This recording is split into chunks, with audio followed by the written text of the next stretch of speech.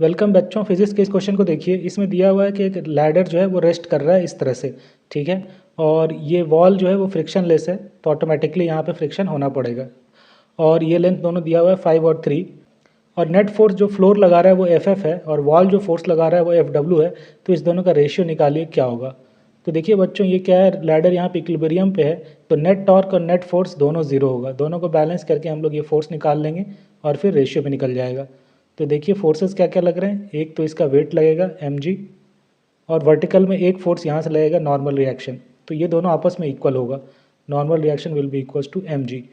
Horizontal direction में एक force यहाँ से वॉल लगाएगा, वो F मान लीजिए, और फिर इतना ही फ्रिक्शन फोर्स इधर से लगना होगा ताकि दोनों हॉरिजॉन्टल डायरेक्शन में फोर्स बैलेंस हो जाए, ठीक है। लेकिन हमें F का वैल्यू नहीं पता है, उसके लिए हम लोग टॉर्क बैलेंस कर लेते हैं किसी भी पॉइंट पे, क्योंकि ये इक्विलिब्रियम में है। इसी पॉइंट के बाद टॉर्क बैलेंस कर लेते हैं बच्चों, क्योंकि यहाँ से दो फोर्स पास कर रहा है, फ्रिक्शन और नॉर्मल रिएक्शन। इस दोनों का टॉर्क इस पॉइंट पे जीरो होगा। ये वॉल द्वारा जो फोर्स लग रहा है उसका टॉर्क होगा F इंटू 5, यानी 5 into F will be equals to, और वेट का टॉर्क इसके अबाउट, दोनों अपोजिट डायरेक्शन में है, तो ये होगा mg इंटू 3/2, यानी 3 mg/2।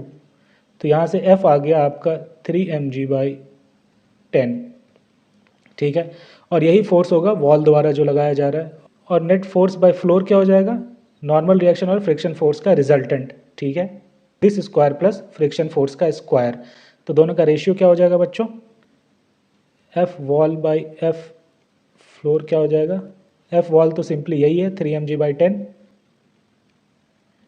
और एफ फ्लोर हो जाएगा mg, आप बाहर निकाल लीजिए, अंडर रूट फ्रिक्शन फोर्स का स्क्वायर यानी 9/100 प्लस mg का स्क्वायर यानी 1। इसकी वैल्यू आ जाएगी 3/√109, ठीक है, यानी सी होगा आंसर बच्चों। तो आसान सा क्वेश्चन था। Thank you.